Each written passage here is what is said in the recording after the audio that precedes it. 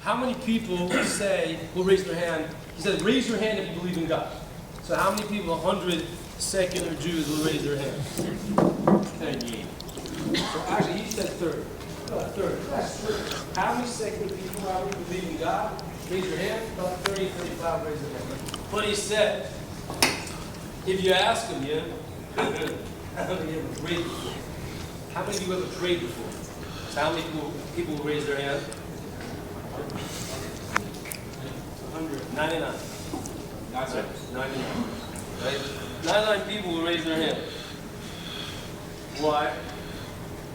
So what's the point? What's his point? I'm sorry, I should be speaking, not just asking you questions. I'm really sorry about that. Like that. Okay, is like this. The point is that everybody knows. What are they praying? Everybody knows. That's why the guy pushed you. See that? That's what's happening. Right? Right? Meaning, if you ask the person straight, no, I'm not into that. No, I'm not into that. But you ask them experientially, they know. They know. We all know. All you guys here know. You all know. You all know this creative universe. You all know it. I'm sure if I asked any of you guys, you would pray, even just once, get me out of this. Please get me out of this. And don't let the Rosh Yeshiva find out about it. Right? Never happened. It's not a threat. Right? He mentioned. Such a good line.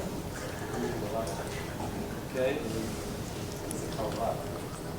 So the kids are, right, we all know. If you know what the basis is saying, you know. Right? We all know. I have a family friend. You have a family friend. And I was in America visiting my family. And that friend was there. That's what family friends do. They hang out. And this person comes up to me, a middle-aged suburban woman. And she comes up to me and she says to me, will you please daven? And she said, pray for my sick cousin. Gave me the person's Hebrew name. Will you pray? And I said to her, you know something? I will do that if you pay me. No, I said to her, okay? I said to her, you're very religious. She said, what do you mean? I said, you're firmer than me. I said, what do you mean? I said, you just came up to me. I said, you wouldn't ask me to do something that you think makes no sense. You wouldn't insult me or yourself. You wouldn't say to me, go out in the field over there and do somersaults and like snow angels in the middle of the grass and have my cousin in mind so that she should get better. You would never ask me to do that because you would know that's ridiculous. So presumably what you just asked me to do makes sense to you.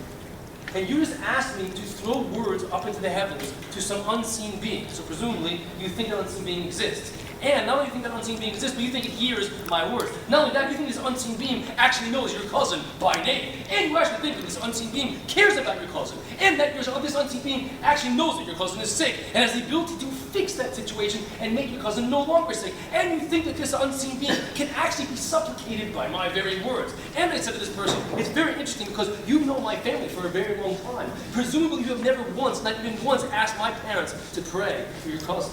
Because you think that because I dress like this, I've got some secret code or password that can get me into this unseen being and supplicate this unseen being to take care of your cousin. I said to this person, you've got to be the most religious person I've ever met. Now I have a question for all you all. Those of you listening and not being distracted by Jake Hershkowitz's incredibly good-looking pectorals there. Good thing those are, he's got a t-shirt on. Oh, I'm going to miss that guy. That should change your life. Shouldn't that change your life? Shouldn't that change your life? I just pointed out to her what she just did. She believes there's a God who listens, who cares, who gets involved, and can be supplicated by a costume like this. That's about the most religious person you're ever going to meet. When I pointed that out to her, shouldn't that change your life? It shows you what she really holds.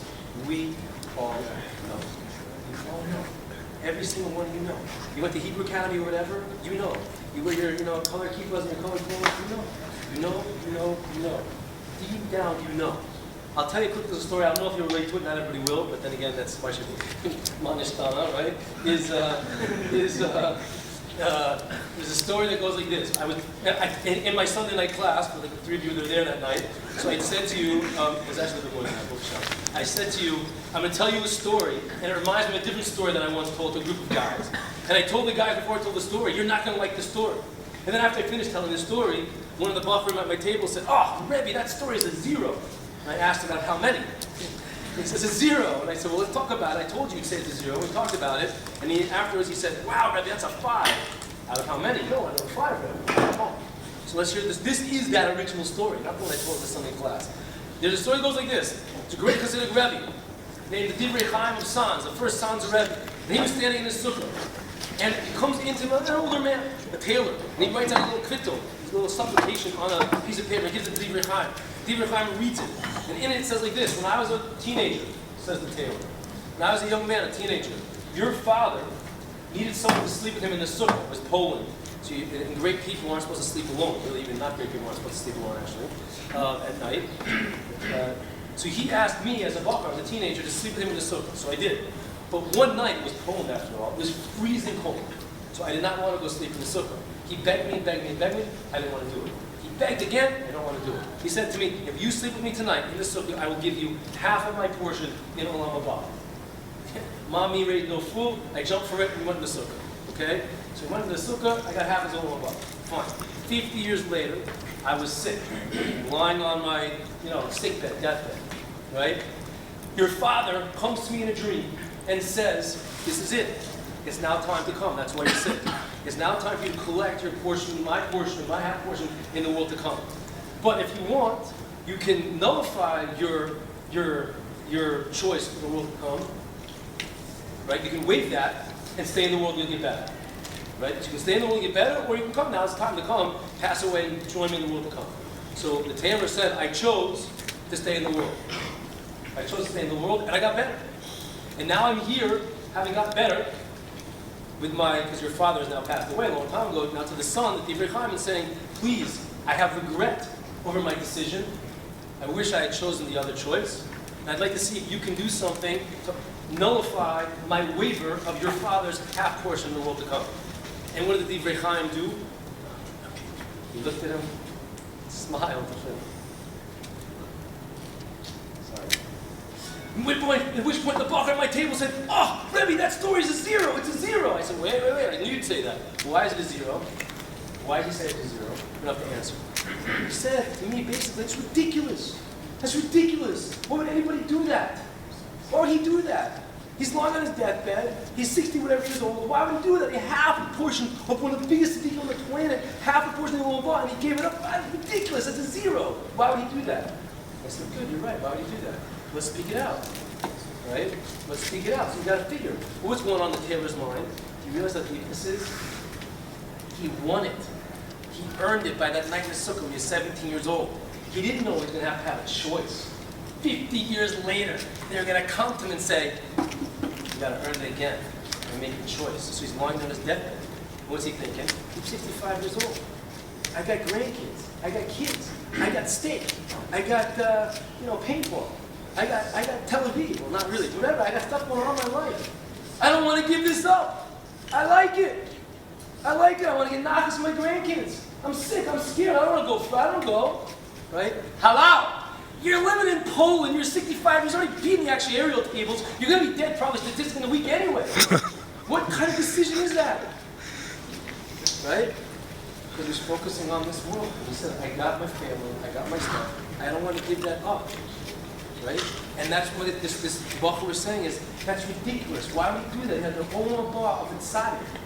And the answer, of course, is, we make this decision every single day.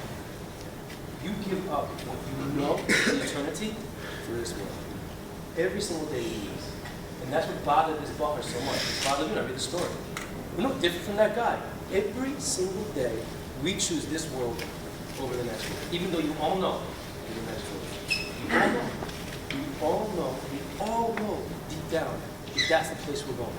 We all know that there's a Tzadik's palace waiting for us there if we just make those right choices. And it's ridiculous to choose to stay in the world. I'm saying we shouldn't choose to die. We should make choices in this world that reflect the choice of what we know to be true. What we really know to be true. We all know it. I'll close because I don't want to take up too much time, and I got to run, you got to run, you're going to hear a lot of people tonight, including yourselves, is Rav Noach said like this. Add that story. You understand what I'm trying to throw out at you? You all know. You go to Tel Aviv all night, all weekend, you go to New York City, you go party, you know. You know, and it's hurting you. You know it. I'm not up here on Sunday nights, whatever, trying to annoy you. I'm trying to help you. People here are also trying to help. I'm speaking for myself. You know. I'm not saying anything that you don't know. I didn't say anything this whole year that you don't know. A lot of people I see, the few people that are like, he's right, I know. I hate him for it. Right? You know. Rabbi Y Y says, when he asked that question about davening, he says, not only can you ask group people, how many of you have ever prayed before? You? How many of you have prayed before? Trust me, it's really good to me right now. And he said, 99 out of 100 will raise their hand.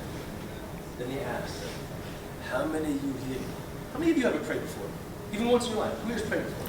I don't need someone to ask you. I mean, like a real heartfelt prayer. Like, please help me. Get me out of this. Anybody? Okay? There's a few people praying right now. It's Gav here, you know. Okay? How many of you said, Rebbe, no, it's a bunch of secular people. Not a bunch of beanie people. That a bunch was of secular people. Right? He asked, how many of you have been answered? How many of you have answered? And how many of the people,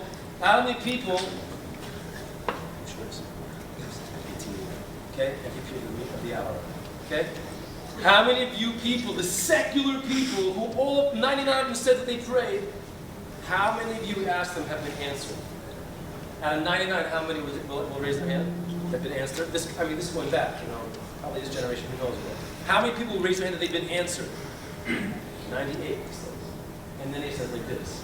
In American space program, it's been sending beams up to outer space for the last 75 years.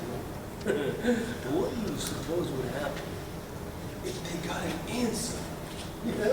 Whoa, right? And we got an answer from Mars that said, help us, it's cold over here. Whatever. It's very red. You guys got black. We need some that. What would happen?